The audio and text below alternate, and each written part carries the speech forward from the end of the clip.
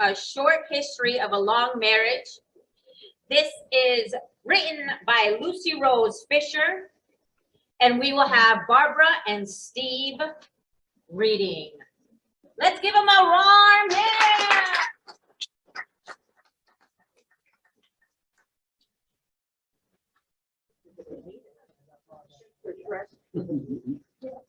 A Short History of a Long Marriage. A brief play in one act by Lucy Rose Fisher. Characters: Lucy, a short woman with ear-length silver hair, age 77. Mark, a bald-headed man with short gray hair and a small gray goatee, age 79. Setting: the story takes place over 50 plus years, beginning now and looking back over the history of a long, good marriage. An older couple sitting in their bed remembers how their love came to be and wonders how and why their love has lasted so long. Lucy and Mark are sitting in bed with their heads leaning against their pillows. Small table lamps on each side of the bed light up their books, which are propped up on their knees. Did you take your bedtime pill, dear? Yes, I did. You asked me 2 minutes ago. Are you feeling chilly? You No, need another blanket? no, I'm fine. Are you cold? Do you want me to get you another blanket? Is the front door locked? Yes, it's locked. Are you sure? Okay, I'll get up and check. It's locked, as I told you. I guess we're a fussy old married couple now. Oh, I suppose we are. How did this happen? How did we get to be so old? Well, we weren't always old. I remember the first time I saw you. Do you remember that day? No, it was in the cafeteria at the university. I was a new freshman. I was already a sophomore. I was carrying my tray and it was hard to balance. I was so nervous, not sure where I should go. So I saw you sitting there and I asked you, where am I supposed to sit?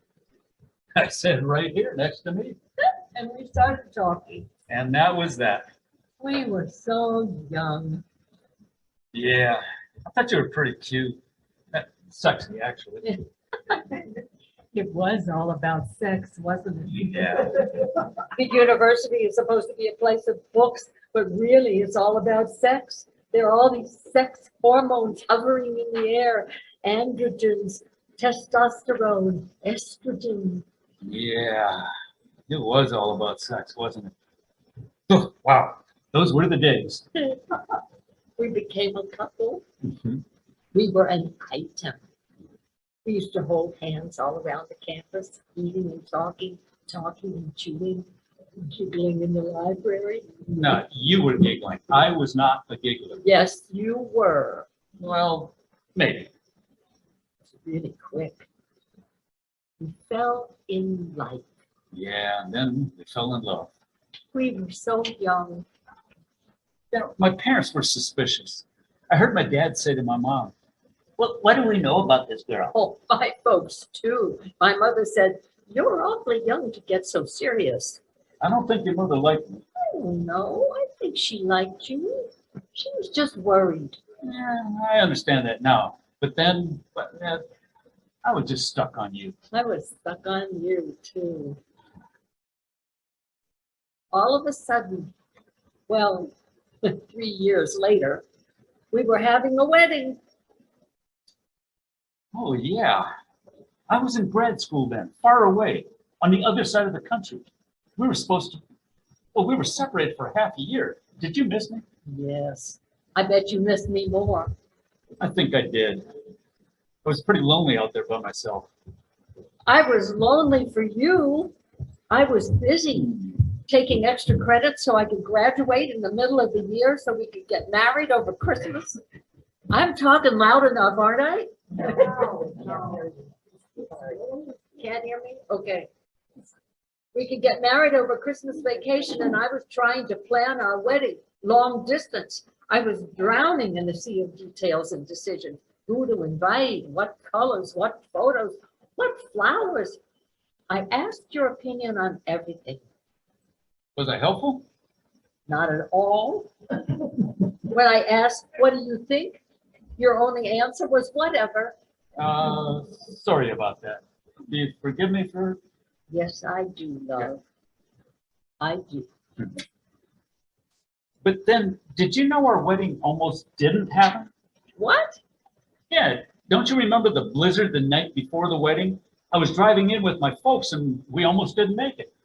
I didn't know that at the time. By the morning, it was cold, but the sun was shining and everyone came. It was a nice wedding, a lovely wedding. My cheeks hurt because I was smiling so much. Me too. I was really happy. And then we were newlyweds. Yeah, it was like playing house. We shared everything.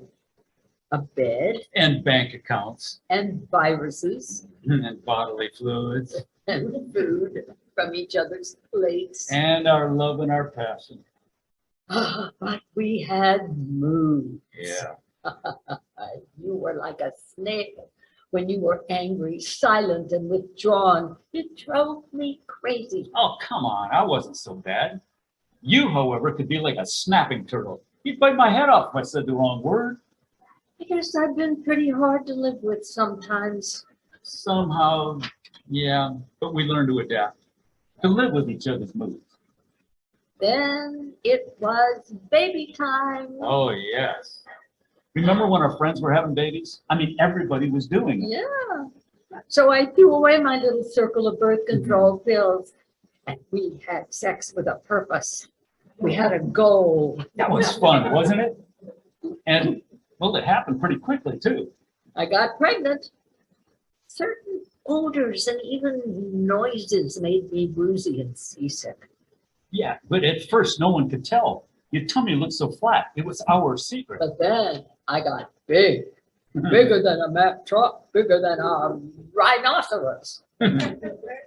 Yeah, you were supposed to have our baby in the middle of April, but then a week went by and then another week. And I was late, overdue. You remember how we started to wonder, would this baby ever come? yes. Then one night you had labor pains. Contractions hit. We rushed to the hospital. You brought your overnight bag. I brought my camera bag. But it was false labor. We went home. Yeah, and 2 hours later, you had those contractions again. We rushed back to the hospital with your overnight bag and my camera. I was lying on a hospital bed with no contractions, not even a pinch or a whisper.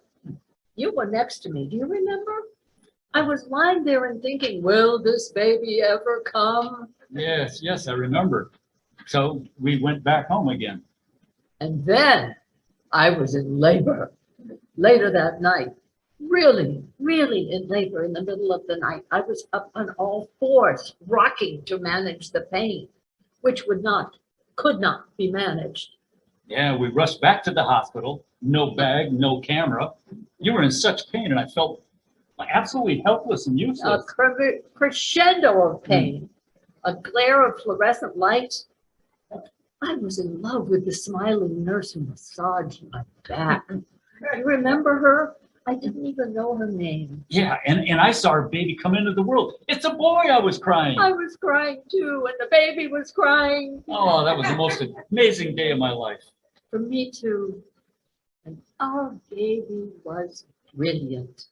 He knew right away how to suckle on my breast. Yeah, but living with a baby wasn't easy. I thought it was a tough time. Didn't you? I guess so. Tough, but wonderful too. I was a mother. I wore clothes with zippers or buttons down the front. I looked at cows with kinship. We were sisters in milkship. I was taking a walk one day, pushing the carriage, when my milk began to gush. 2 round, wet moons on my peach-colored front zipper dress. Oh. You were breastfeeding, so you had that special intimacy with the baby. It was different for me. I mean, I loved our baby, but sometimes I felt left out. Nothing was the same. Our quiet and orderly life, well, it exploded. Nights and days were jumbled. Our living room was a playroom. Then, pretty soon, Hmm. our baby morphed into little boy. Do you remember how that seemed to happen all at once when we weren't looking? Yes, he would have tantrums, remember? I would cut up a banana for him and he would scream, "No, I want my banana whole." I used to call this the Humpty Dumpty tantrum, when all the king's horses and all the king's men couldn't put the banana back together again. Good one. Our little boy was growing up. Our family was like a juggling act. We were parents, we had our careers, so over the dinner table, we engaged in high-level negotiations. Who's going to pick him up after school? Will you buy milk on the way home? Whose turn is it to vacuum the shag carpet? Oh, the time went so quickly. Suddenly, we were middle-aged. Do you remember how it just seemed to sneak up on us? Oh, yeah. And there were good times and not so good times. Sometimes we were together, but not really together. Each of us had a head stuffed with ideas for projects or just random thoughts. And before we knew it, we were alone, just a couple again. Our little boy was really all grown up. He went off to the university. Our nest was empty again. You remember when Stu and Barbara were getting divorced? It was around that time. Yeah, it wasn't just them. A few of our friends were splitting up. It was like their marriages were flying apart. It was painful to watch. We were okay, but I did worry a little that this might happen to us. Did you worry? Yeah, I worried, especially when we had a big fight. It was awful. You'd go in your study and not say a word, and I'd want to crawl into a small space and never come out. Then one of us would say, "I'm sorry," and it would be over. We still annoy each other, Yeah, like when I'm driving. and I make helpful comments.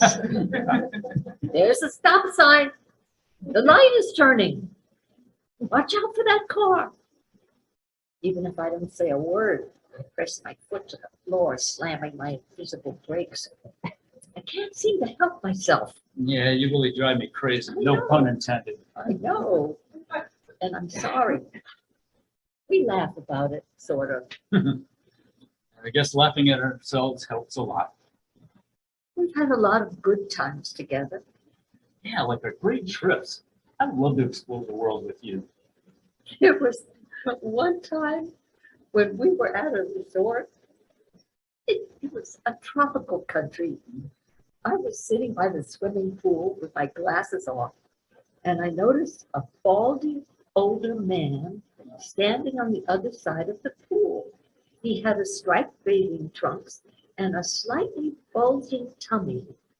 And suddenly I realized that older man was you. Yes, yes, yes. I guess we've gotten older. Remember what happened at our son's wedding? What do you mean? It was a nice wedding, outdoors in a garden. We were dancing. And the ground was covered in small stones. Yeah, we danced and danced all night. After the wedding, I tried to clean my shoes, which were covered with dust from the stones, but the heels and the soles were in shreds. Yes, I remember now. I thought that was wonderful, though, that you wore out your shoes dancing at our son's wedding. And then the grandchildren started coming. And you get to spoil the grandchildren. I do not spoil them. They're splendid grandchildren. They have cheeks like peaches and enough energy to light the world. Yeah, having grandchildren does make me feel young, but still, they wear me out. Me too. You know, growing old together is okay. It's just fine. We're growing older, but we still have our dreams. You encouraged me when I launched a new career as an artist at age 60. When I taught myself to paint upside down, inside out, and backwards on hand-blown glass. Thank you for that. You really became an artist. I'm proud of you. It's like living out my dream, but I had to be old to do it. Well, when I was 73, I started taking cello lessons. Remember how a friend told me, you have to practice for 10,000 hours to be any good?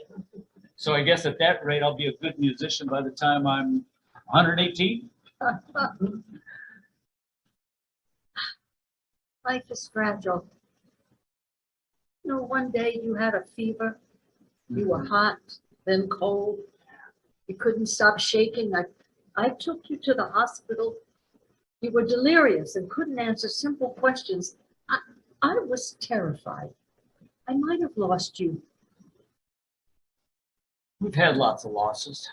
That's just one thing that happens. Your parents died, then mine went.